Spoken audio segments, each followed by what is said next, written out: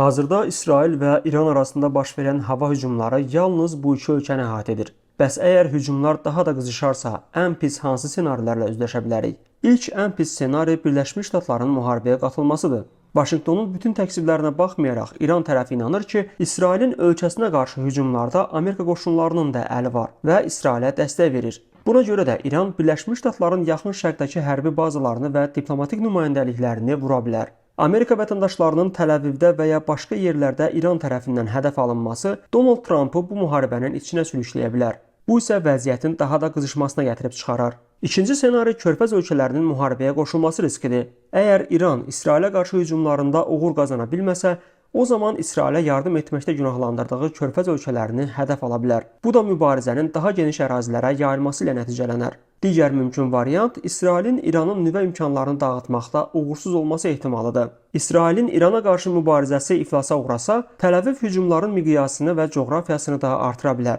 İsrail hücumların bu fazasını ot biçmək strategiyası adlandırır. Bu isə hücumlarda digər region ölkələrinin də hədəf olacağı mənasına gəlir. Narahat edici məqamlardan biri də qlobal iqtisadi şokun baş verməsidir. Neftin qiyməti onsuz da artmağa davam edir. Bəs İran Hörmüz boğazını bağlayarsa və neft daşınmasını məhdudlaşdırarsa, onda nə olacaq?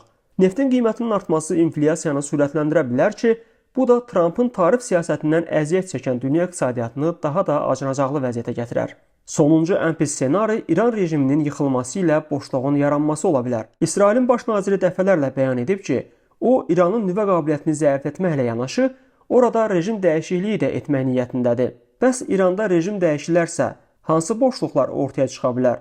Hər kəs yaxşı xatırlayır ki, İraq və Libiyada mərkəzləşmiş hökumət devrildikdən sonra nələr baş verdi? İranda vətəndaş müharibəsinin olması yeni risklər ortaya çıxara bilər. Hazırda isə hər şey İsrail və İran arasında münaqişənin hansı cür inkişaf edəcəyindən asılıdır. Elə bu suallara cavab da prosesin sonrakı mərhələlərində məlum olacaq.